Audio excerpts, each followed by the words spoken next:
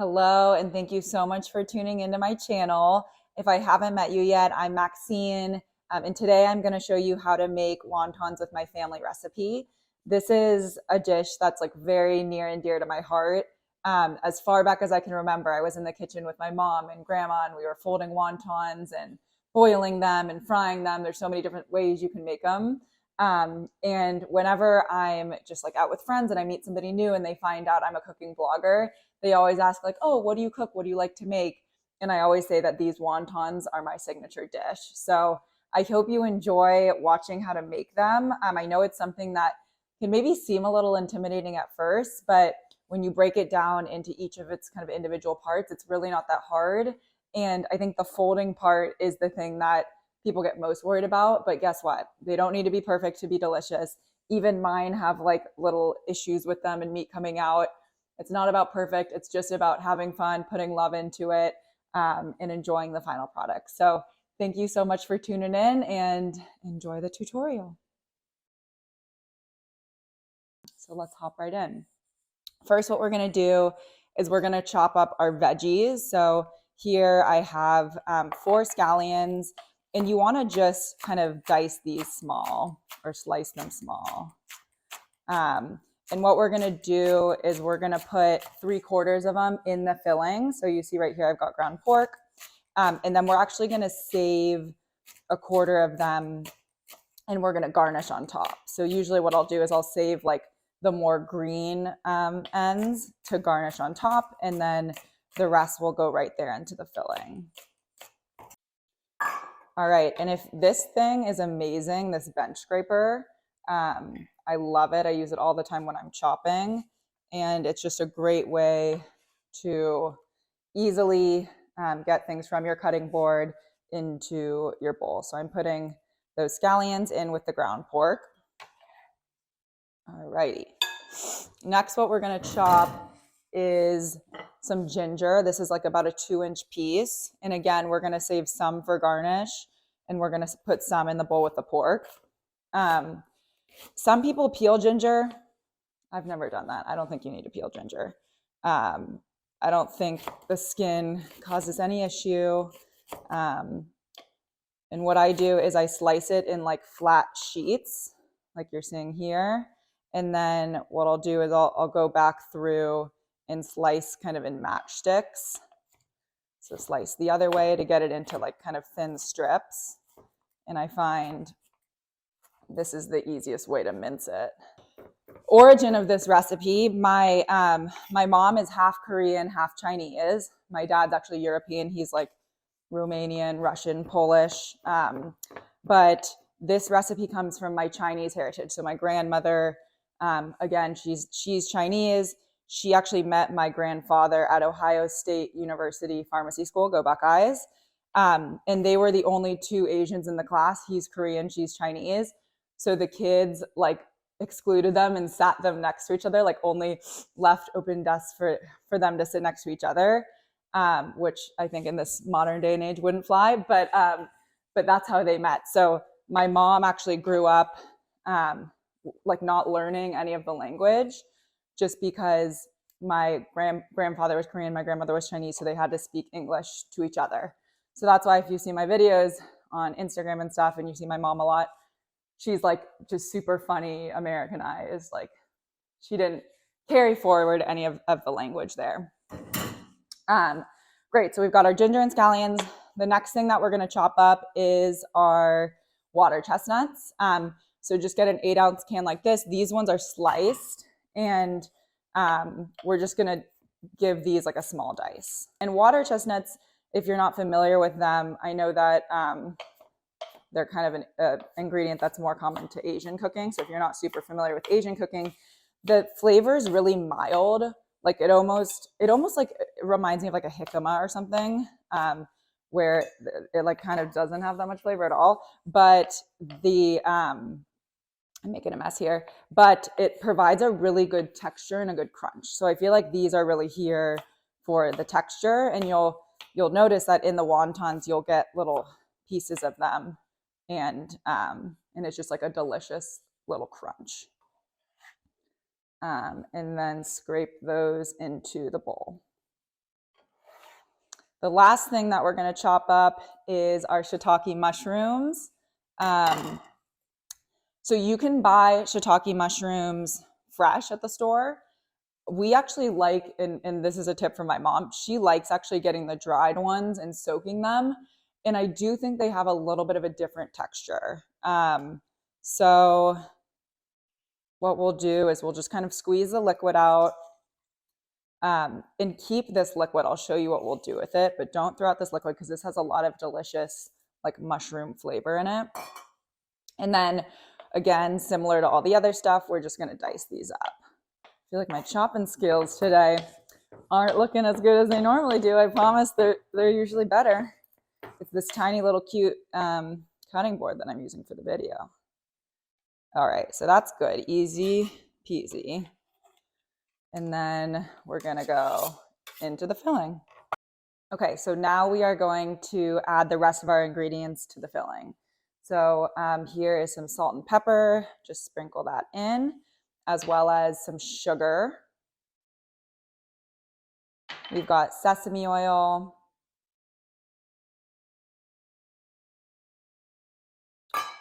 We've got some Shaoxing wine. You could use like any sort of wine or cooking sherry instead of this, or honestly, you could leave it out and it won't make a huge difference. Add that in. And then we have cornstarch. Let me grab a spoon because what we're gonna do is we're gonna mix the cornstarch with some of that mushroom water just to kind of emulsify it and just make it so it's a liquid and not a powder. And this cornstarch mixture will make it so the meat doesn't have like so much of a ground meat texture, and it'll make the meat a little bit more springy. So get that all mixed in, and then pour that in. Amazing, easy as that, right? Like not hard. Everybody can do that. We're just chopping stuff up. We're putting it in a bowl. No problem at all.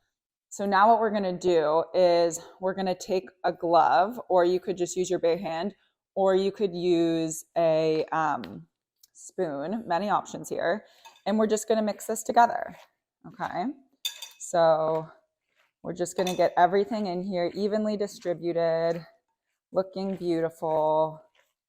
And then that's all we've got to do for our filling. Okay, so now it's time for the folding. What I like to do is spray like a baking sheet with a little bit of oil, just so they don't stick. They're not that sticky, but better safe than sorry, right? So put that off to the side. Then what you'll do is you want to have a little bowl of water here, and we'll use that to kind of seal them. And then you'll have your wonton skins. I just wanted to show, I got these at Safeway/Albertsons. And yeah, sold again near the tofu in the produce section. So now I'm going to show you how to fold. What you do is you take your wonton wrapper, and actually one thing I should mention is it's better if you take these out of the fridge before you're going to roll them, because if they're super cold, they have a tendency to tear. So when you start making the film, just take them out of the fridge. I didn't do that, so hopefully they don't tear. What you're going to do is you're going to take a little spoonful of the filling, place it in the corner of your wonton skin, roll that up halfway. So there should still be like a little triangle flap at the top. Add some water on one of the edges, kind of pinch to seal, create a little bottom, and then boom, there you go. And on this step, I want to be clear, they're going to taste just as delicious no matter how they're folded. So honestly, like, don't stress about it. As long as you're getting like a little bit of the meat inside the wonton skin, they're going to be amazing. So, so seriously, do not stress. Okay, so place a little bit of meat in the corner. You don't want to do too much because it'll make it harder to roll. Then we're going to roll up halfway. So you still have that triangle flap at the top. Add some water to the edge right here. That'll act as kind of a glue. And then I like to face towards me, pinch together, and then tuck under and squeeze. And there you go. And look, if a little meat comes out the side, that's fine. That happens. Do you know what? I realized that I totally forgot to put the egg in the filling. Oops. So this is a real life mistake, which it's okay. Life is not perfect. We're not perfect. It's fine. So I'm going to add the egg now. Oh my gosh, you guys. I realized that I also forgot to add the soy sauce. I feel like I've been so crazy about trying to get the video stuff set up that I forgot a couple ingredients. My bad, but it's okay. We're adding them now. So it'll just be about a tablespoon of soy sauce and an egg. And then we'll mix that all up. Thanks for bearing with me. But see, now you can see that I'm not perfect. Nobody's perfect. Cooking doesn't need to be perfect. It's just for fun. I was thinking this filling didn't look right though. And I was like, did I forget something? Turns out I did. But you guys forgive me, right? Okay, this is looking more like it. Oh my gosh. What am I thinking? Okay, now that we've got our wontons folded, let's get our sauce made so that it's ready once the wontons come out. So you're gonna mix together soy sauce, rice vinegar, some sesame oil, sesame seeds, and then you're going to take some of the ginger and the scallions that we cut and add that to the sauce. You're going to save some to put on top of the dumplings though. So there you go. You can also do like a little bit of spicy, like a chili garlic sauce in here, but I actually have a chili oil that I'm going to drizzle on top instead, but you can make this however you want it. Okay, now that we have our water boiling, we're just going to drop them in, and I usually just drop them in individually like this. Plop them in the water. Everybody's taking a bath. Okay. I'll probably do about half these. You don't want to overcrowd them because you don't want them to stick together in the bowl. But this should be good. And something cool about the wontons is they float when they're done. I usually also do recommend checking with a meat thermometer. I, like a year ago, had friends over and I made chicken. This chicken that I've always made, you've probably heard me talk about chicken with broccoli and cheese. And I served raw chicken because I was like, oh, it always cooks the same way. The chicken pieces are like bigger. And so I literally, like me, who's supposed to be a cooking blogger, take it to the table and like as they're cutting it, I serve it. I'm like, wait, shit, this looks raw, fucking raw. So I always check with a meat thermometer. It's just like, to make sure. That was embarrassing, but guess what? We're okay. We're okay. So let these boil and I'll show you what it looks like when they start kind of floating up. It should only take like 2 or 3 minutes. And actually one other thing I'll mention that's great about the wontons is you can actually freeze them on a sheet pan like this after you get to this stage. And then like once they're frozen, you can put them in a bag, but freeze them flat on here so they don't stick together, and then put them in the bag and like a Ziploc, and then you can boil them directly from frozen. So that's a really nice kind of like homemade thing you can have in your freezer. One thing I'll mention too here is sometimes they will get a little bit stuck to the bottom. So I would, where's my thing? Oh, here, we can use this. So I would kind of, give them a little, just make sure they're not like getting stuck to the bottom. Just kind of move them around a little bit. Looks like they're almost floating. Yay. Look to check to make sure. 157. I think for pork, we're supposed to be at 168. Okay, so they're done.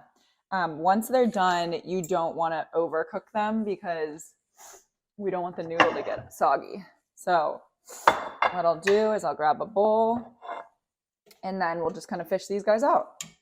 See, that's not too hard at all. Yeah. And then we'll start saucing them up. Everybody loves a saucy dumpling. Beautiful. Oh gosh, I'm spilling everywhere. And then we're gonna add some chili oil too. I got this chili oil at a place called Pine and Crane in LA, really good restaurant. Oh my gosh, and it looks beautiful. Yay. Okay, ready for the taste test. Let's try them. Mm. Seriously, so good. The like chewy noodle surrounding the filling. The filling has like that crunch from the water chestnut, a little bit of chewiness from the shiitake mushroom. And the dumpling sauce is so good, but it doesn't overpower anything. I just love it. So thank you so much for watching. If you made it this far, please know that I like truly appreciate you so much. So thank you for watching the video. I know it wasn't perfect. I know I'm still trying to figure out the whole YouTube setup, but I appreciate your support so much. I think this is the part of the video where I'm also supposed to say like and subscribe. So if you want to see more videos like that, like this, please do that. And yeah, I hope this inspires you to make the dumplings. Remember, they don't need to be perfect. It just needs to be fun. And just put love into whatever you're doing and it'll turn out great. So let me know if you have any questions. I will definitely check the comments. And thanks again for watching. Sending lots of love.